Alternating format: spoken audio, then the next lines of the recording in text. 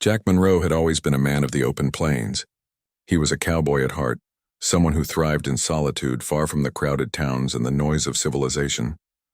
For years he had wandered from place to place, living a life of independence, doing what he knew best, working the land, tending to cattle, and surviving on his own terms. But deep down, Jack was tired. He longed for peace, a place to call his own where he could settle and live quietly. It was this longing that led him to a small, isolated piece of land tucked away in the valley, miles from the nearest town.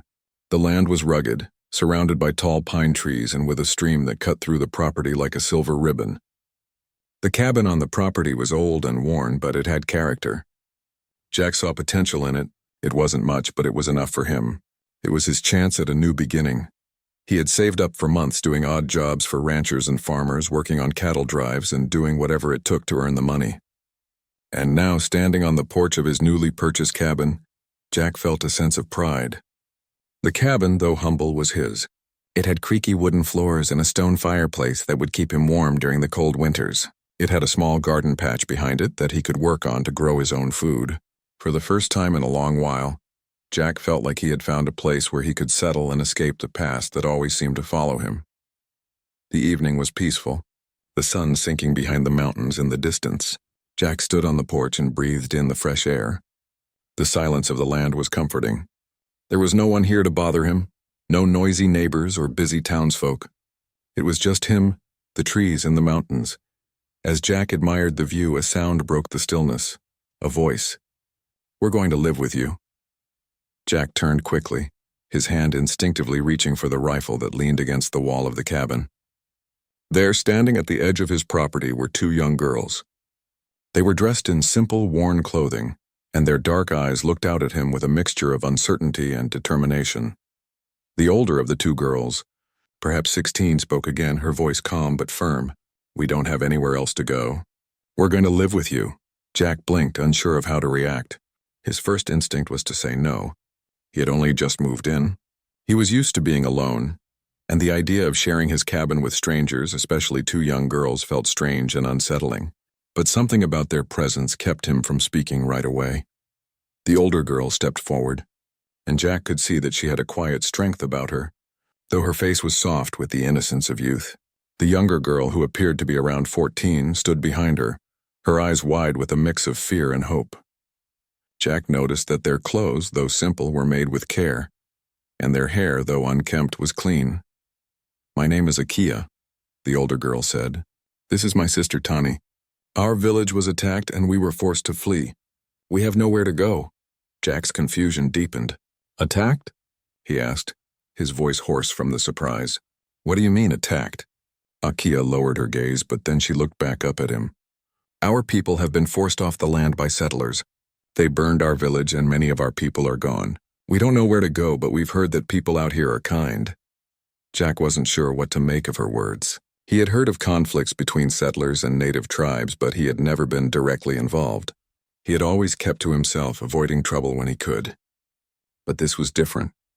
The two girls standing in front of him seemed lost and vulnerable. They weren't the threat he had expected. After a long pause, Jack spoke, his voice soft but firm. "I don't know much about your people, but I reckon you're welcome to stay for a while, until you figure out what you need to do." Akia nodded, her face showing a mixture of relief and gratitude. She looked at her sister, who had been quiet until now.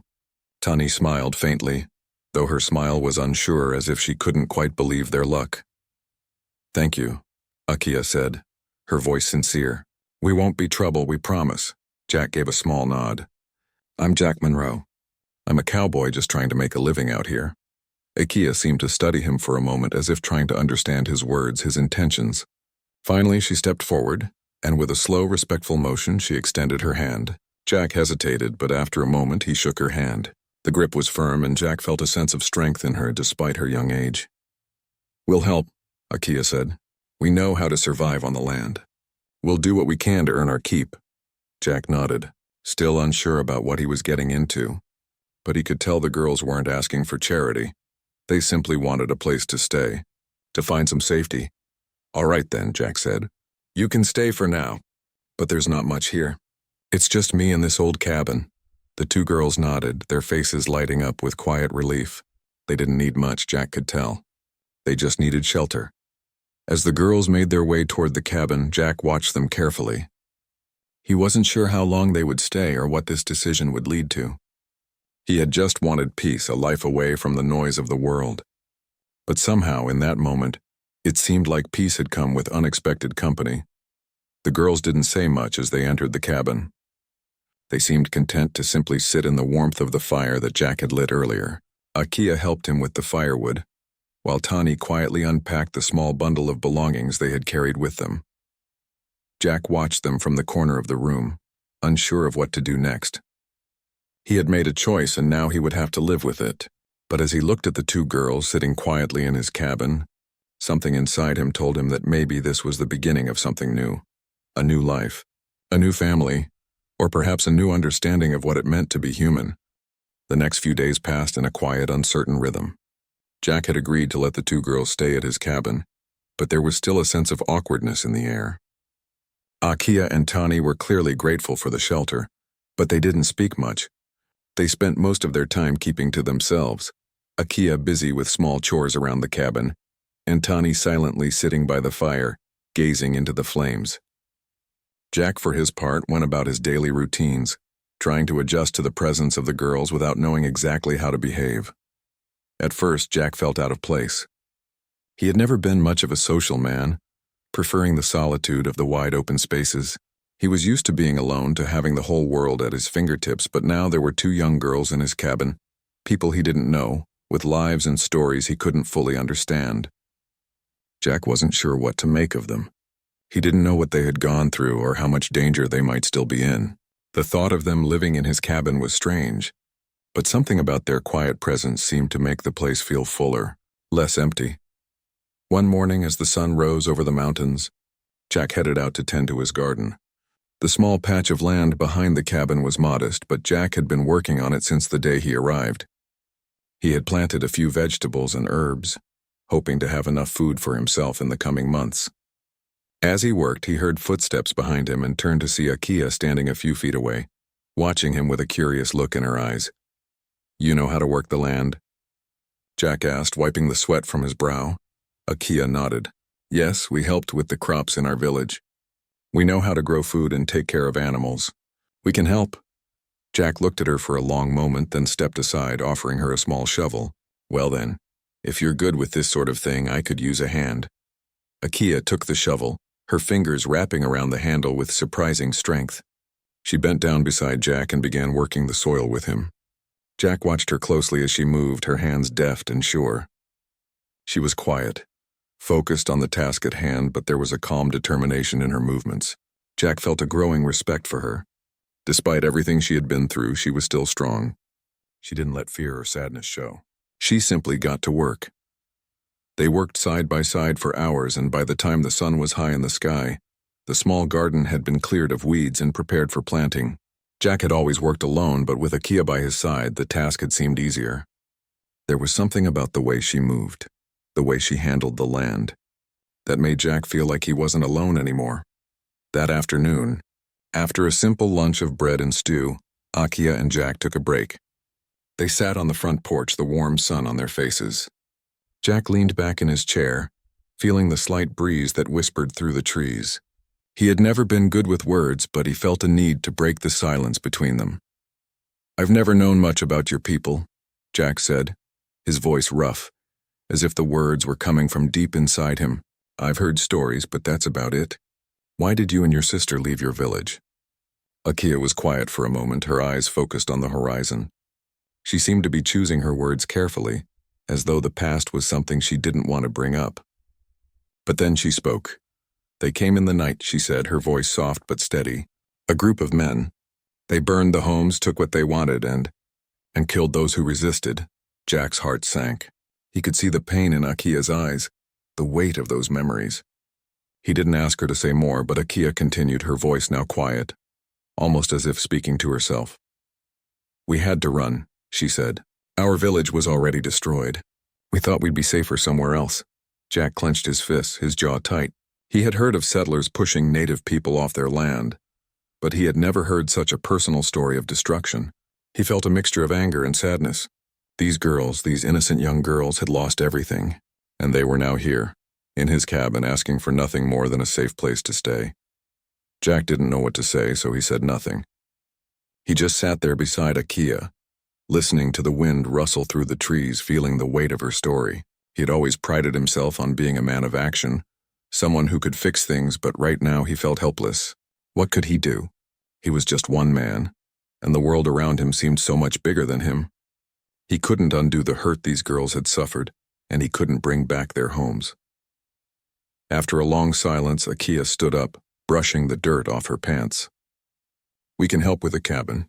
It's the least we can do." Jack nodded, though he wasn't sure what kind of help they could offer. He had grown used to doing everything on his own, but having the girls around made him realize how much he had taken his solitude for granted. The cabin needed work. There was always something to fix, something to improve. And having Akia's help, having her strength, made the job easier. Over the next few days, Jack began to trust Akia more. He watched as she worked with a quiet efficiency, her hands skilled in ways that surprised him. Tani, though more withdrawn, began to help as well, even if it was in small ways. She would gather firewood, sweep the cabin, or cook simple meals. Jack had always cooked for himself, but he found himself enjoying the meals the girls prepared. They were different, full of flavors he had never tasted before. Akia and Tani had their own way of doing things, their own traditions, and Jack was slowly learning to appreciate them. There were still moments of tension.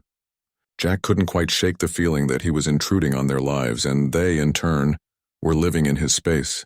But as the days passed, Jack began to see the girls not as strangers but as part of his life, part of his routine. He wasn't alone anymore, and in some strange way that felt right. As the first week came to an end, Jack sat on the porch at sunset, watching the colors change in the sky. Akia and Tani were sitting nearby, talking quietly in their language. Jack couldn't understand their words, but he didn't need to. He had found something here, something he hadn't realized he was searching for. It was a sense of belonging, a sense of family, even in the most unexpected of places. The days slowly stretched into weeks, and the small cabin on the edge of the valley began to feel like home. Jack Monroe was still getting used to the company of the two Apache girls, Akia and Tani, but there was a growing sense of comfort in their presence. The quiet work they did around the cabin, their soft conversations, and the way they moved through the days made the place feel less empty. In a way, the girls had breathed new life into the cabin.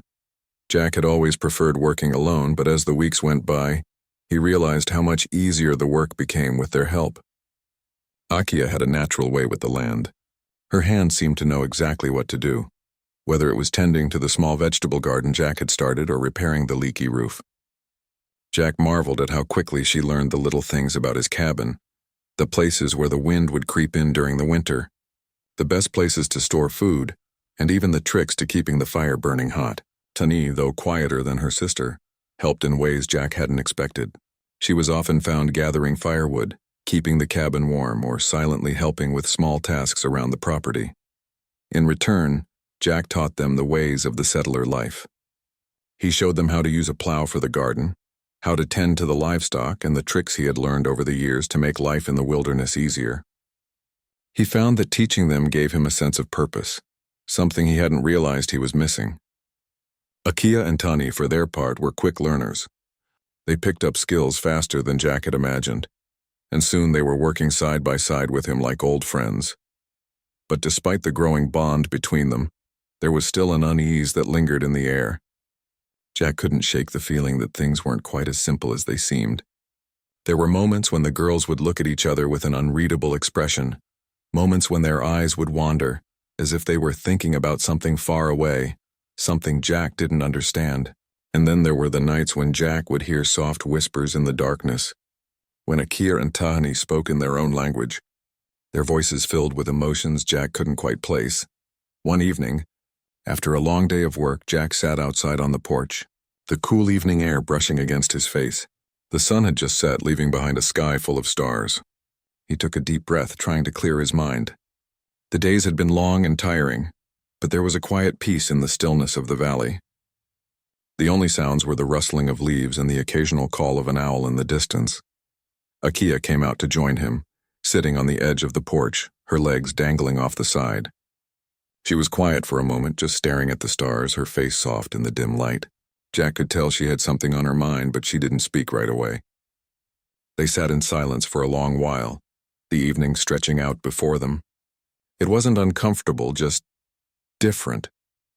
Jack wasn't used to this kind of silence, but he found himself growing more patient as the days went on. Finally, Akia broke the silence. "Jack," she said softly, "do you ever think about the past?" "About where you came from?" Jack looked at her, surprised by the question. He hadn't expected her to ask something so personal. For a moment, he didn't know how to answer. The past, for Jack, was something he didn't talk about often. It was full of mistakes and regrets, things he'd rather forget. "I think about it sometimes," he replied slowly, "but not often. There's no use dwelling on the past. It's done." Akia nodded, her dark eyes searching the stars above. "I understand. We've had to leave our past behind as well. The village, the land. Everything is gone. Sometimes I wonder if we'll ever find a place where we belong again." Her words struck a chord deep within Jack.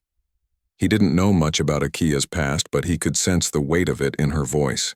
There was a sadness there, a longing for something lost that she couldn't get back. Jack had his own share of regrets, his own things he wished he could change, but he hadn't lost his home, his people. He could only imagine what it must be like to lose everything you had ever known. "I don't know what to say," Jack murmured, "but I know that you and your sister will always have a place here with me."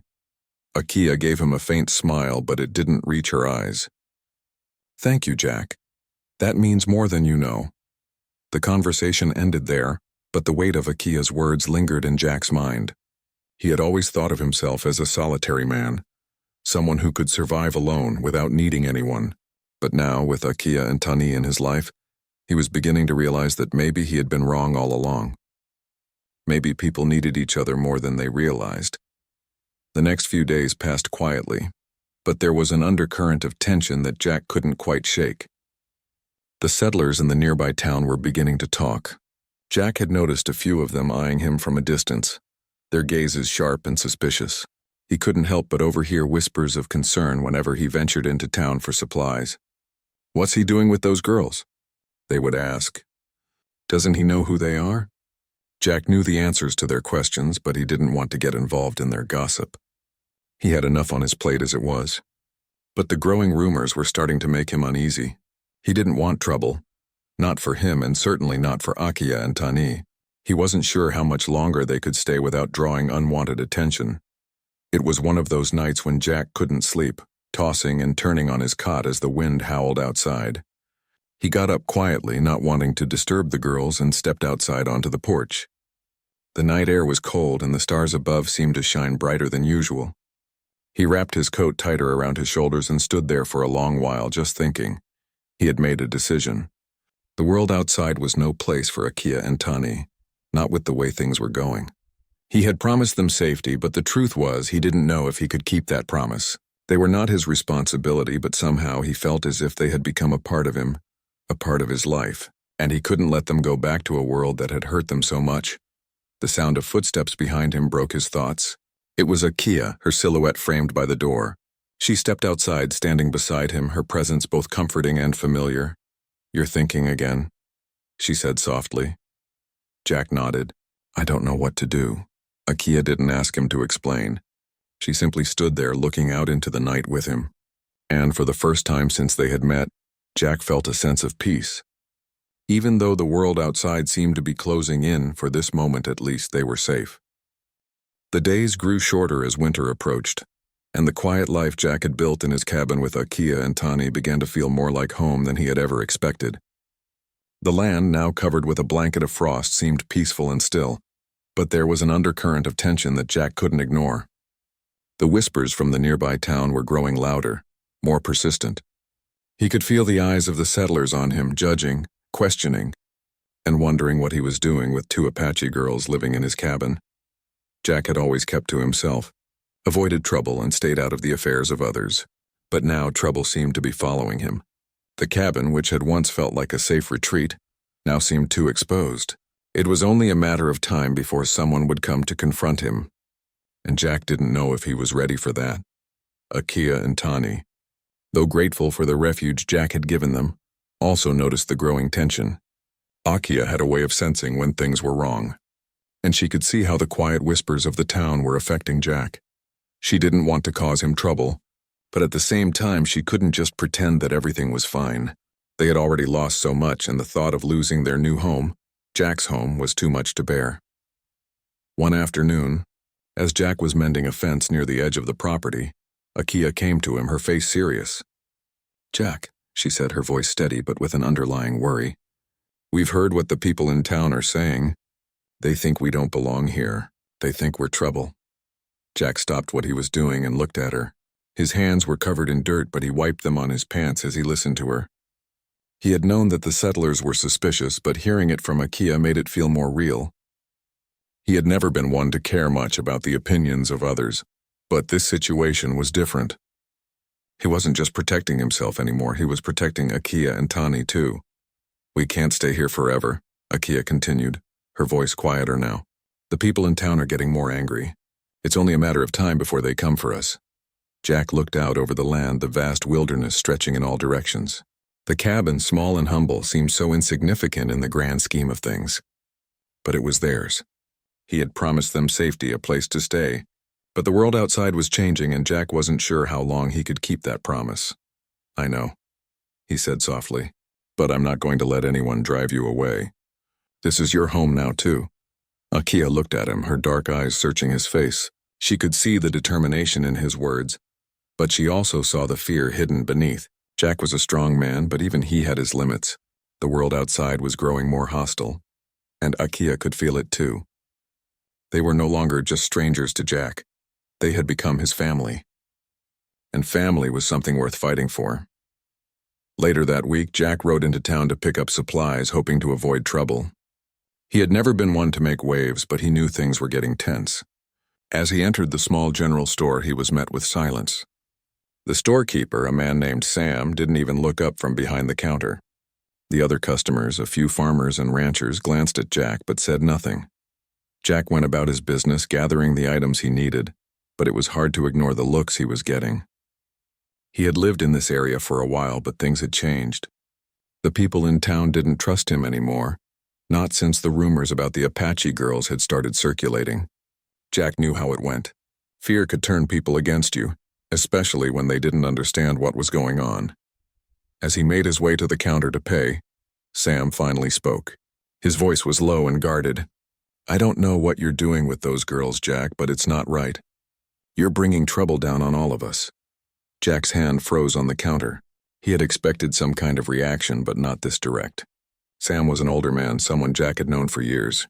They had shared a few drinks at the local saloon now and then, but that felt like a lifetime ago. "I'm not bringing trouble," Jack said, his voice calm but firm. "I'm just trying to help them." Sam shook his head, his face hardening. "You're naive, Jack. Those Apache are dangerous. Everyone knows it. You're putting everyone at risk." Jack felt a rush of anger, but he pushed it down.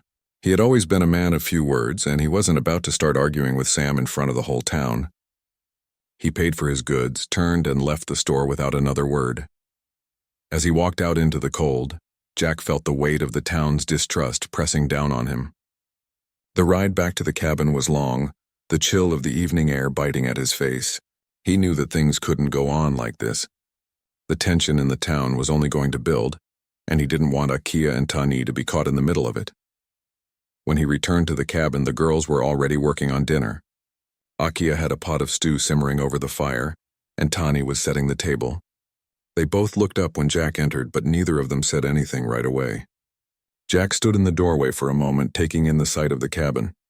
This small, humble place had become their refuge, their safe haven. And now, it felt like it was being threatened from all sides. Jack knew he had to make a decision. He couldn't protect them forever if the whole town was against them. But he couldn't just turn his back on Akia and Tani. They had nowhere else to go, and he had promised them a home. Jack had never been a man of many promises, but the ones he made, he kept. After a long silence, Jack spoke, his voice low. "The town doesn't trust us, Akia. They're starting to talk, and it's not good. They're not going to leave us alone much longer." Akia didn't flinch, but there was a sadness in her eyes. "I know, we can't stay here forever, Jack, but where will we go?" Jack ran a hand through his hair, his mind racing. He didn't have an answer, but he knew he couldn't stay in this situation for much longer. The world outside was closing in, and Jack had to protect the people who mattered most to him. "I'll figure something out," Jack said, more to himself than to Akia. "We'll leave before things get worse. I'll take care of you both." Akia gave him a soft smile, though there was a sadness in her eyes. "Thank you, Jack. You've already done more for us than anyone else would have." For the first time since they had arrived at the cabin, Jack allowed himself to think about what the future might hold. He didn't know where they would go next or how they would survive. But one thing was certain. He wasn't going to let anything happen to the girls. They had become his family, and he would protect them no matter what. The first snow of winter had fallen gently on the land, covering the valley in a soft white blanket. Jack Monroe stood by the cabin window, watching the snowflakes swirl in the cold wind. It was early morning, and everything outside seemed still and peaceful. The world was quiet, but inside the cabin there was a sense of urgency in the air. Jack knew it was time to leave. The tension in the town had reached its breaking point, and every day the whispers grew louder. Akia and Tani, though they had been a steady presence in his life, had become a symbol of something people feared, something they didn't understand. Jack had tried to protect them, to keep their small home a safe place, but the pressure from the outside world was growing too strong. He couldn't stay in the valley forever, not with the way things were. He had promised to keep them safe, and now he had to find a way to do that, no matter the cost. Akia and Tani had sensed it too. They hadn't spoken about it, but Jack could see it in the way they moved through the cabin, the way they looked out the windows as if waiting for something. They had always been quiet, but now there was an air of finality about them. The time had come to leave the cabin behind. Jack was getting ready to pack what little they had when Akia approached him, her face as calm as ever. But there was a glimmer of something in her eyes, an understanding, a readiness. "We need to go," she said quietly, "before it's too late."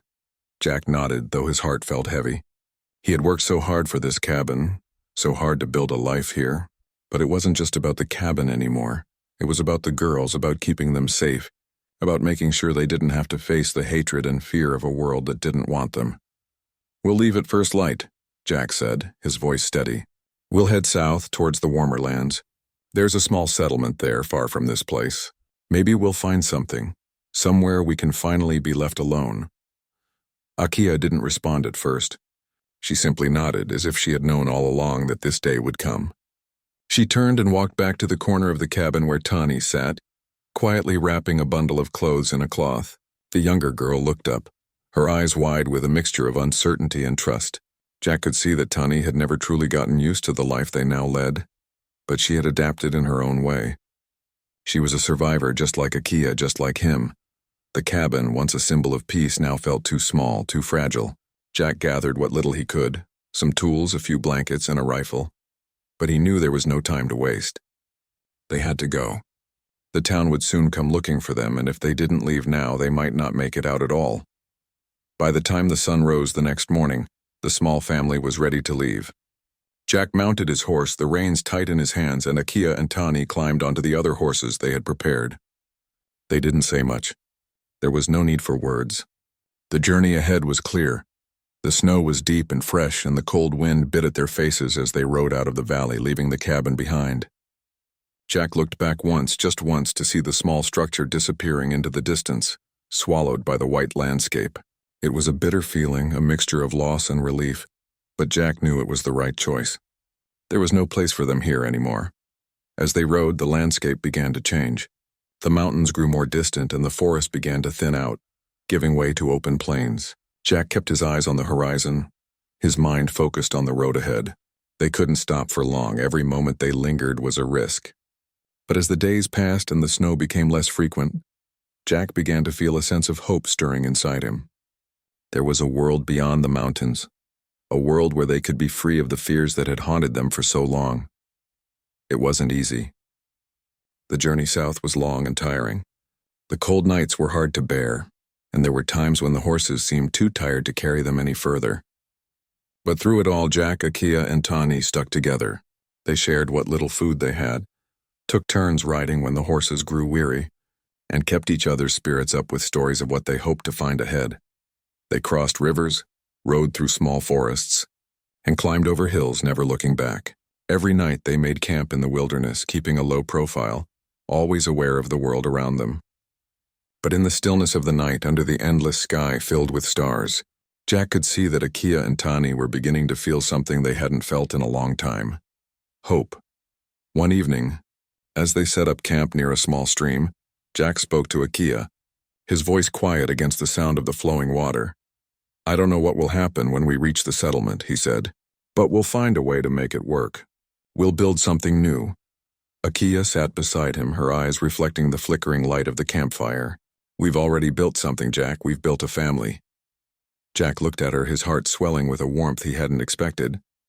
He had come to the mountains looking for peace and solitude, but what he had found was so much more.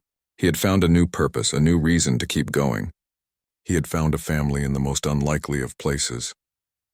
As they sat around the campfire that night, Jack looked at the two girls, Akia, with her quiet strength, and Tani, with her gentle spirit. They were no longer strangers, no longer two lost souls wandering through the world. They were family, bound together by more than just circumstance. They were bound by choice, by the understanding that they needed each other.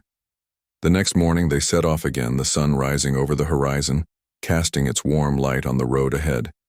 Jack knew the journey wouldn't be easy, but it was a journey they would take together. They had each other, and that was enough. By the time they reached the settlement, it was clear that they had made it. The warm air of the southern land felt different, softer, more forgiving. The small settlement was a far cry from the busy towns Jack had seen before. It was quieter, slower, a place where people knew each other and looked out for one another. Jack knew that this was where they would start over, where they would find peace. They found a small piece of land on the edge of the settlement, a place where they could build again. Jack, Akia, and Tani worked side by side, just as they had in the cabin. This time, however, it was different. They were no longer running from something. They were building something. And as the sun set over the new land they had chosen, Jack realized that the family he had never expected had become everything he needed. He had once thought that peace was something to be found in solitude, but now he knew that peace was found in the people you choose to stand beside. Akia and Tani were no longer just two girls he had helped. They were his family, and together they would face whatever came next.